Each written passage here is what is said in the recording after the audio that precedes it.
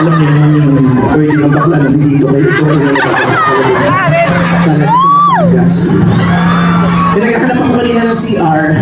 Kung may CR na pang bakla kasi pag ganito kong suot, hindi ko alam kung saan ako papasok. Pag pumasok ako sa CR ng lalaki, maluloko naman yung mga lalaki. Minsan nakaka-insulto eh. Pag yung bakla pumasok sa CR ng lalaki, nakaka-insulto kasi minsan yung mga lalaki pag nakita ng bakla, biglang magagano na yung pagtataki pa. Kung alam mo, aagawin yung ari nila. Nakakabwisit. Wala naman kami balak na masama. Kung makatago ka na mo na may gagawin masama. Pero isang araw napaaway pa ako eh. Pagpasok kong gano'n, may mama gumanon talaga. Sabi ko, gago ka. Nakita mo kayo, lumuhod hayop. Kung makatakit ka, kala mo naman may balak ako. Kapag nakita mo ito, magulat ka. Tandaan mo, pag ang mukha, kabayo, ang ari, iyamain. Tumaya ka pa. Diba? Eh, sa CR naman babae, nahihiya din ako kasi minsan may mga babae na offend din kung may nakikitang bakla sa loob. Tapos hindi ko alam kung paano iihi. Sabi nila, pagpapasok doon sa CR ng babae, dapat pag-ubuhin ka pa upo. Eh, sinubukan ko sa beses, umupo ako. Pag-upo ko naman, kakaloka. Yung ulo, sumausaw sa tulo. So, ginawa ko, tulong! So, sa bahay na lang ako sa CR. Okay, sana hotel para sa sarili ko ako. Pero pag sa bahay, nahihirapan ako talaga. So, ayun. Nagulat ako pagdating ko dito, pabilog pala kayo. So, walang backstage.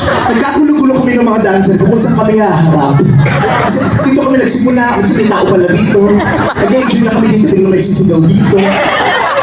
Ang pwesto ko dito, tingnan may nagre-reklamo sa likod.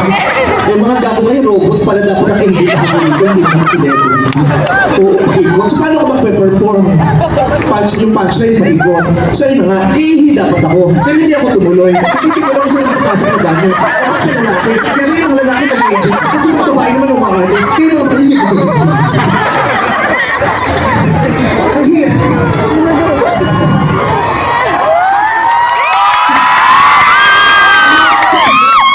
Nalokan mo kang kabayo. Ano ito, karera? So, dapat maganyan ako dito. Ang hirap. Gumagawa ko sa mga horseshoe. Ayan.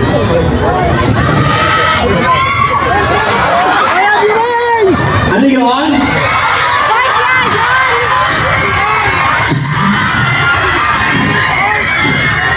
Si nanay, o tuwang-tuwa nung nakikita ng bakla. Natuwa-tuwa ka na nakikita ng bakla. Ganito yung tsura ng asawa mo nung kabataan niya. Ganito yung tsura ng mister mo. Ganda ko, no? Sabi sa iyo eh. Kung nagkagandahan kayo sa akin sa personal, pakikalat naman sa social media, please. Kung ang dami nyo dito, makakaasa ba ako sa inyo, pakolot? Para marami namang magpatotoo na maganda ako sa personal. Kasi yung magandahan ko, parang thesis, kailangan ko pang i-defend. Ang hirap ko, ilang taon na ako sa showbiz, pero hanggang ngayon, pinaglalaban ko pa rin yung magandahan ko. Kaya please lang, malaking tulong ko ang dami ni narito. Pakipost lang sa Facebook, ang ganda ni Vice, ganda sa personal. Maaasahan ko ba yan?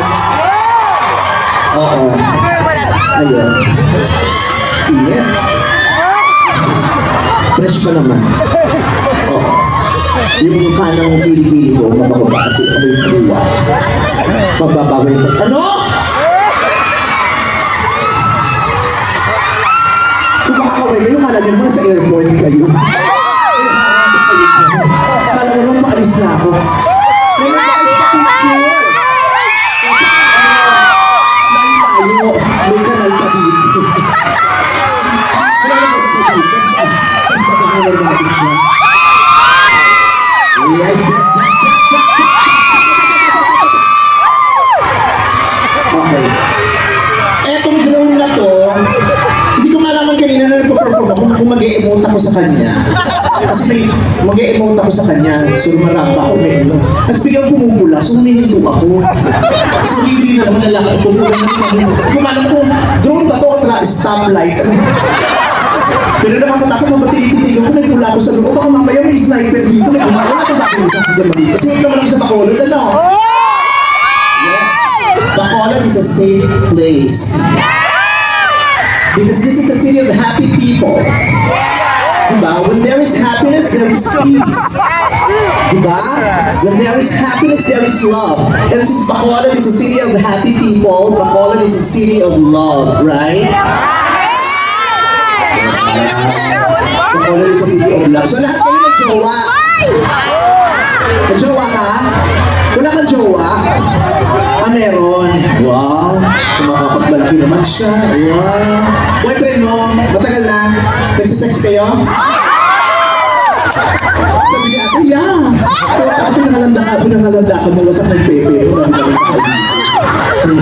Sino? Ha? City of? Yeah, City of Happiness. Diba? City of Smile. Meron ba nakasmile na malungkot?